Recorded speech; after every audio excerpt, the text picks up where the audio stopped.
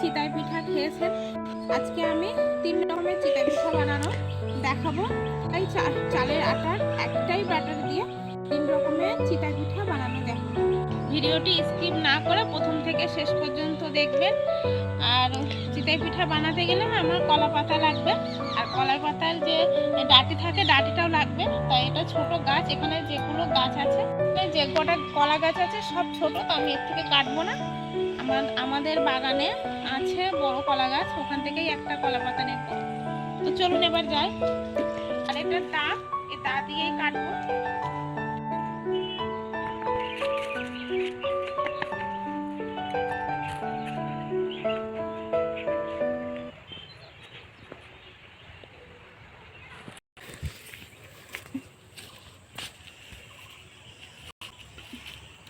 এই পাতাটা নেব না, এই পাতাটা নেব, এই পাতাটা নিলে হয়ে যাবে। আর ডাঁটি লাগবে, তো ডাঁটির জন্য এই পাতাটাই নেব।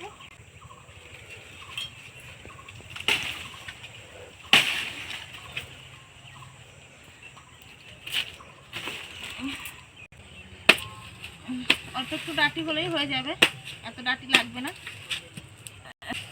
কাটছিলাম তো হাত থেকে ছিটকে চলে গেল। এই কলার পাতার ডাঁটি এর একদিকটা এক মাথাটা এরকম দা দিয়ে একটু থেতো করে নেব, তাহলে কি তেল লাগাতে সুবিধা হবে, আর ছাঁচের মধ্যে তেল লাগাতে সুবিধা হবে। এটা বাড়িয়ে ধুয়ে নেব। এবার রান্নাঘরে গিয়ে রান্নাটা শুরু করে নেব। পাতাও কাটা হয়ে গেছে, এটাও কাটা হয়ে গেছে।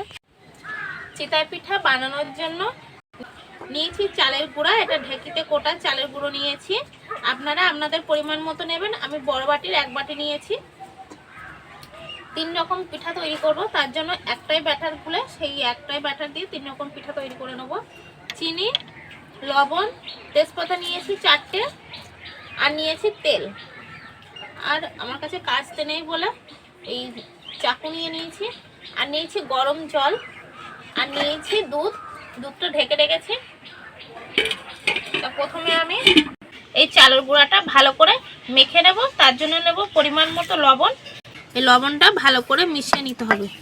এবার এই যে হালকা গরম করে রেখেছিলাম যে জলটা, সেই জলটা দিয়ে অল্প অল্প করে জল দেবো আর মেখে নেব। একসাথে আমি বেশি জল দেব না, অল্প করে জল দেবো আর মেখে নেব। অনেকে ময়দা দিয়ে মাখে, তো আমি এখানে ময়দা দেব না, ময়দা ছাড়াই খুব সুন্দর নরম পিঠা হবে। আমি যেমনভাবে করব আপনারা ঠিক বাড়িতে তেমনভাবে করবেন, তাহলে পিঠাটা ফুলবে আর নরম হয়ে আসবে। পিঠাটা ফুলবে আর নরম হবে। এইভাবে অল্প করে করে জল দিয়ে দিয়ে ভালো করে মেখে নেব। একবারে জল ঢেলে দেব না, বারে বারে জল ঢেলে মেখে আবার জল দেব। আবারও একটু জল দিলাম, এইভাবে মিশিয়ে নেব। এবার ভালো করে মেখে নেব, যেমন করে আটা মাখি ঠিক তেমন করে মেখে নেব। এমন করে করে এরকম করে মেখে নিতে হবে। যে আটা মাখা হয়ে গেছে বলে একেবারে জল ঢেলে দেব না। আমার মতো করে আপনারা বাড়িতে পিঠা বানাবেন, দেখবেন একটু ময়দা লাগবে না। ময়দা ছাড়াই খুব সুন্দর চালের গুঁড়ার পিঠা তৈরি হয়ে যাবে।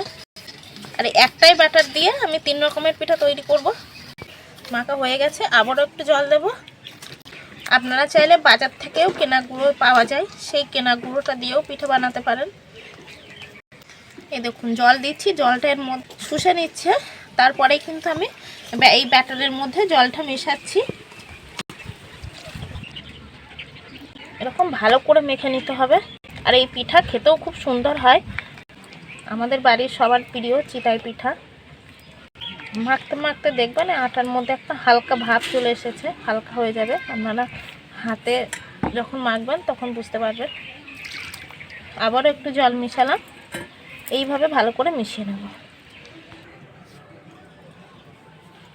চালের আটার ব্যাটার গোলা হয়ে গেছে। এই দেখুন এরকম করে গুলে নিয়েছি।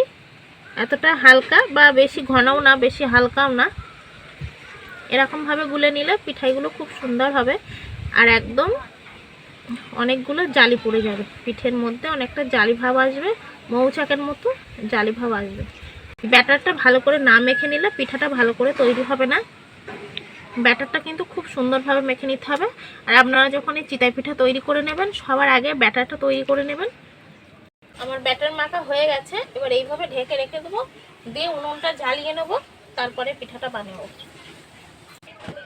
এরকম একটা কলা গাছের বেগও কেটে নিয়েছি, তেল নেব, নিয়ে এর মধ্যে একটু লাগিয়ে দেবো। লাগাতে কি সুবিধা হয়, তেল লাগালে ভালো করে উঠেও আসে।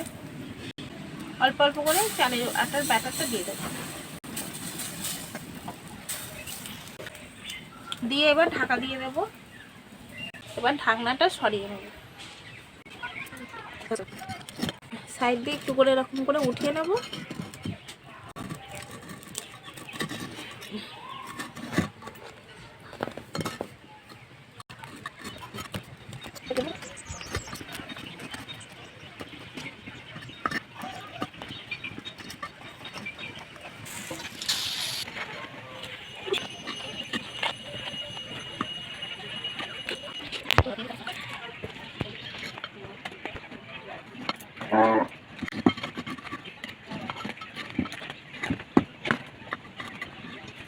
এগুলো তৈরি হয়ে গেছে, এবার মালাই বানিয়ে নেব।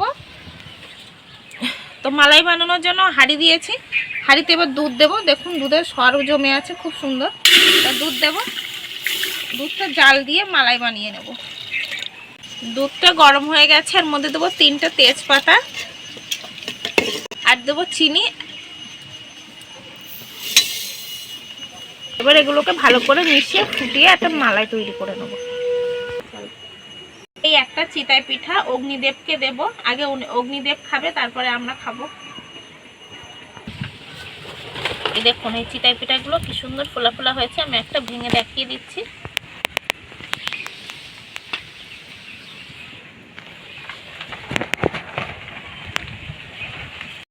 আর খুব নরমও হয়েছে, এরকম হাতের মুঠোর মধ্যে চলে আসছে।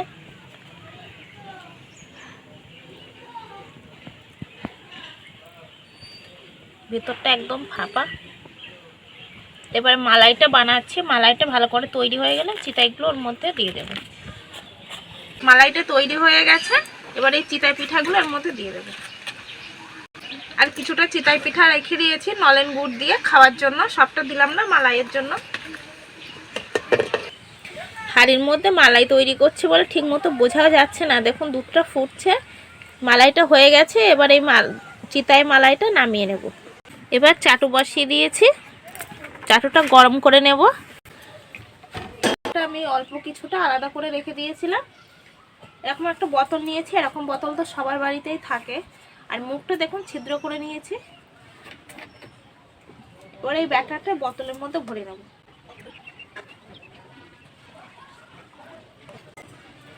এবার ঢাকনাটা লাগিয়ে দেব। আর এই যে 3টে ছিদ্র করা আছে না, 3টে, আর এই বেগো দিয়ে, কলারের বেগো দিয়ে হালকা করে একটু তেল লাগিয়ে নেব।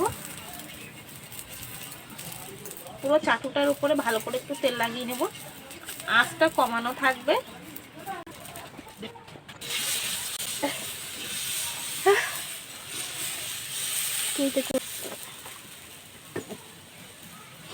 এর উল্টো দিক ভাজে না, এভাবে দেখুন, এইভাবে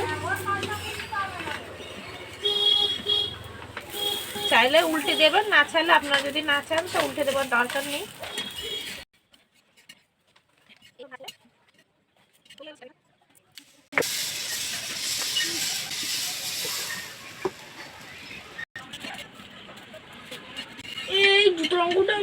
তৈরি হয়ে গেছে ছিটা পিঠা। আর একটা দুটো, আর যে এটা যে ব্যাটার আছে একটাই মনে হয় হবে, তো এটাও বানিয়ে নেব। খুব সহজভাবে তৈরি হয়ে যায়, তো আপনারা বাড়িতে অবশ্যই বানাবেন। একটু তেল লাগিয়ে নেব ভালো করে, এই ছাঁচটাতে একটু ভালো করে তেল লাগিয়ে নিয়ে হালকা হাতে একটু পাতিয়ে দেব।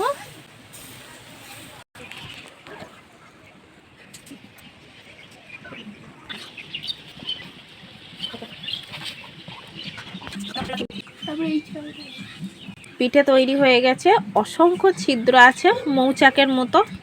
এবার এই পিঠাটাও তুলে নেব।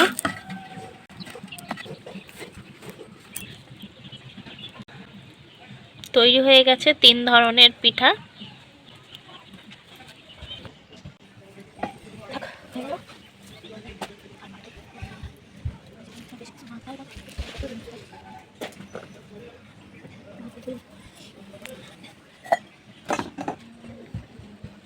তৈরি হয়ে গেছে 3 রকমের পিঠা। তো পিঠার স্বাদ কেমন হয়েছে আমি শুধু খেয়ে বুঝতে পারবো। আপনাদের স্বাদ বুঝতে হলে আপনারা বাড়িতে বানিয়ে অবশ্যই বানাবেন, আমি যেমন করে বানিয়েছি। এটা হলো নলেন গুড় দিয়ে চিতই পিঠা, খুব সুন্দর লাগে খেতে। তো এই চিতই পিঠা অনেক রকম ভর্তা দিয়েও খাওয়া যায়। তো আপনারা আপনাদের পছন্দ মতন সবজি কিংবা ভর্তা কিংবা নলেন গুড় দিয়েও খেতে পারেন।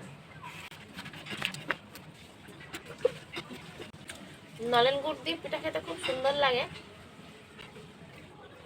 খুব সুন্দর হয়েছে। এটা হলো চিটা পিঠা।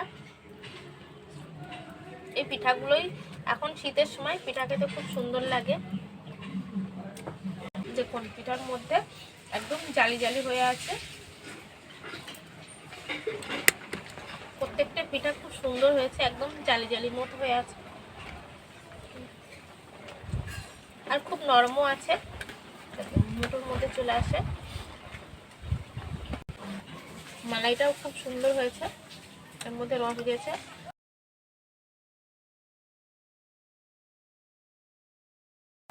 ভিডিওটি পছন্দ হলে লাইক করতে ভুলবেন না, আর আত্মীয় পরিবারের মধ্যে শেয়ার করতে ভুলবেন না, আর অবশ্যই কমেন্ট করে জানাবেন কেমন লেগেছে।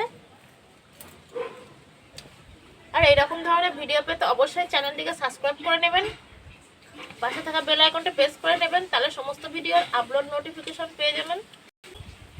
আজ তাহলে এই পর্যন্ত, দেখা হবে পরের ভিডিওতে নতুন কোনো রেসিপি নিয়ে।